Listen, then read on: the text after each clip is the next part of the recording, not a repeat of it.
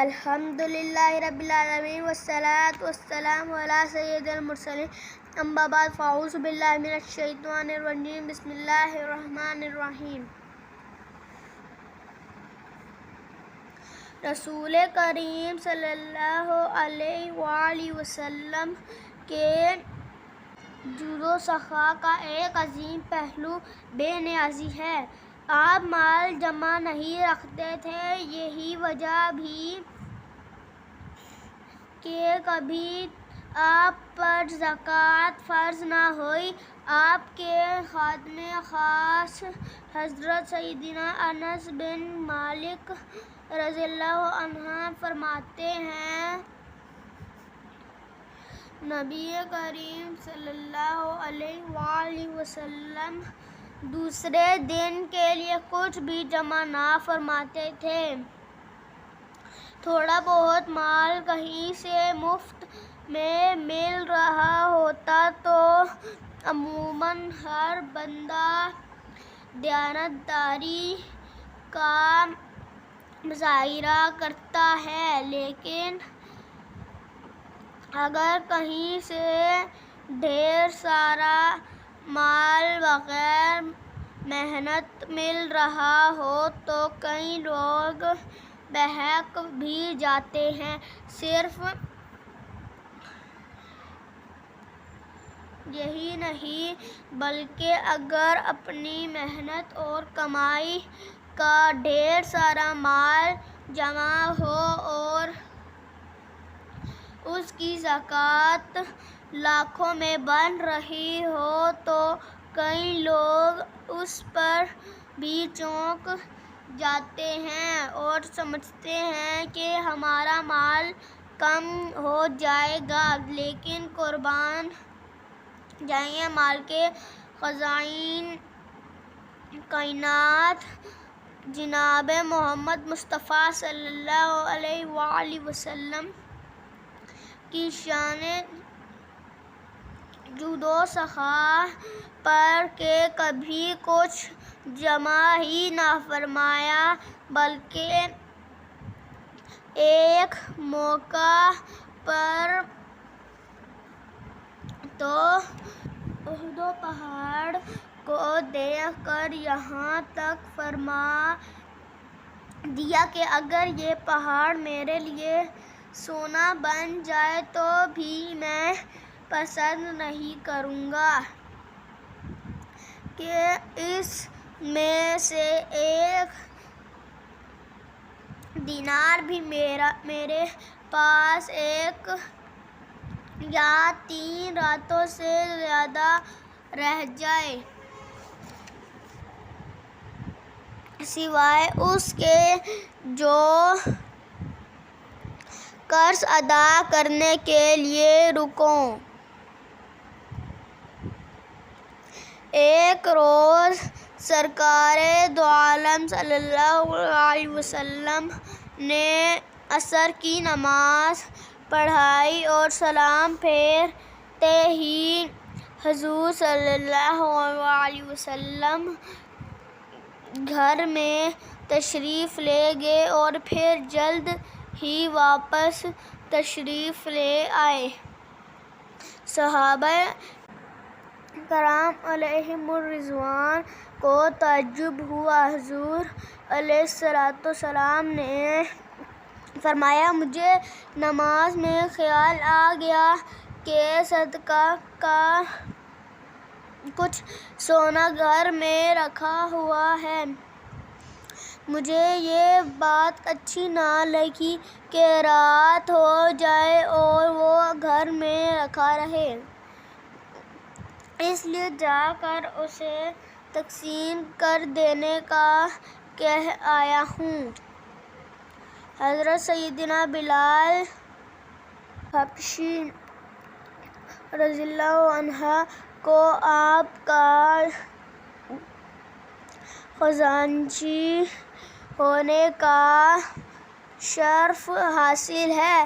انہوں نے ایک بہت ہی پیارا واقعہ ذکر کیا کہ رسول اللہ صلی اللہ علیہ وسلم کے پاس جو کچھ ہوتا اسے خرچ کرنے کی ذمہ داری میری ہوتی تھی۔ بعثت سے وفات شریف تک یہ کام میرے حوالے رہا۔ جب کوئی بے لباس مسلمان آپ صلی اللہ علیہ وسلم کے پاس آتا تو آپ مجھے حکم فرماتے اور میں کسی سے قرض لیتا اور چادر خرید کر اسے اڑاتا اور کھانا بھی کھلاتا۔ ایک دن ایک مشرک میرے پاس آیا اور کہنے لگا، اے بلال، تم میرے سوا کسی اور سے قرض نہ لیا کرو، میرے پاس کثیر مال ہے۔ میں نے ایسا ہی کیا۔ ایک دن میں وضو کر کے اذان دینے کے لیے کھڑا ہوا تو کیا دیکھتا ہوں کہ وہ مشرک کئی تاجروں کے ہمراہ میرے پاس آیا اور مجھے بہت برا بھلا کہا اور کہنے لگا، تمہیں کچھ معلوم ہے وعدے میں کتنے دن باقی ہیں؟ میں نے کہا، وقت وعدہ قریب آ گیا ہے۔ اس نے کہا کہ صرف 4 دن باقی رہ گئے ہیں۔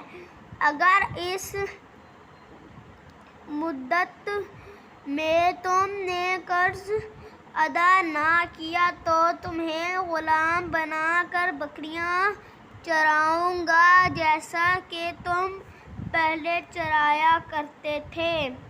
یہ سن کر مجھے فکر دامن گیر ہوئی، یہاں تک کہ میں عشاء کی نماز پڑھ چکا تو رسول اللہ صلی اللہ علیہ وسلم بھی اپنے اقدس میں تشریف لے گئے۔ میں اجازت لے کر حاضر خدمت ہوا اور عرض کی، یا رسول اللہ صلی اللہ علیہ وسلم، میرے ماں باپ آپ پر قربان ہوئیں۔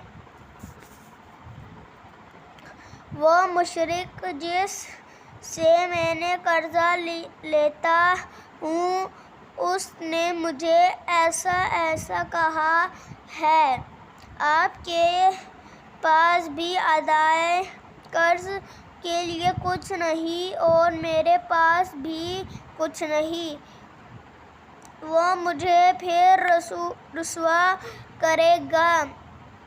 مجھے اجازت دیجیے کہ میں مسلمانوں کے پاس چلا جاؤں، اور جب اللہ پاک اپنے رسول اللہ صلی اللہ علیہ وسلم کو اتنا مال عطا فرما دے کہ جس سے میرا قرض ادا ہو جائے تو میں انشاءاللہ واپس آ جاؤں گا۔ یہ کہا کر میں وہاں سے نکل آیا۔ صبح کے وقت جانے کے ارادے سے جب میں باہر نکلا تو ایک شخص دوڑتا ہوا میرے پاس آیا اور کہنے لگا، اے بلال، رسول اللہ صلی اللہ علیہ وسلم نے آپ کو بلایا ہے۔ میں وہاں پہنچا تو کیا دیکھتا ہوں کہ سامان سے لدے ہوئے 4 اونٹ موجود ہیں۔ میں نے اندر آنے کی اجازت مانگی تو آپ صلی اللہ علیہ وسلم نے فرمایا، مبارک ہو، اللہ کریم نے تمہارے قرض کی ادائیگی کا سامان کر دیا ہے۔ پھر فرمایا تم نے 4 اونٹ دیکھے ہیں؟ میں نے عرض کی جی ہاں۔ آپ نے فرمایا کہ یہ اونٹ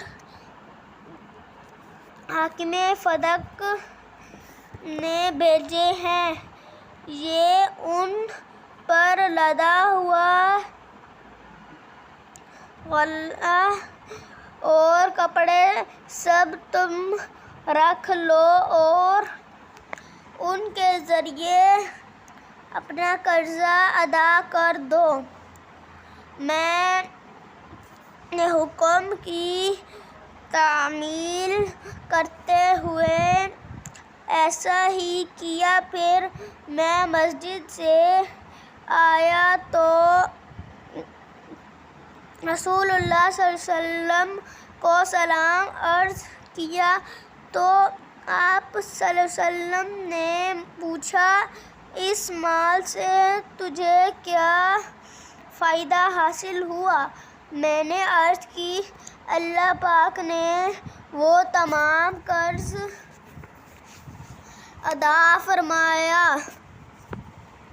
دیا جو اس کے رسول پر تھا۔ صلو علی الحبیب صلی اللہ تعالی علی محمد صلی اللہ علیہ وسلم۔ مجھے اپنی اور سارے دنیا کے لوگوں کی اصلاح کی کوشش کرنی ہے، انشاءاللہ عز و جل۔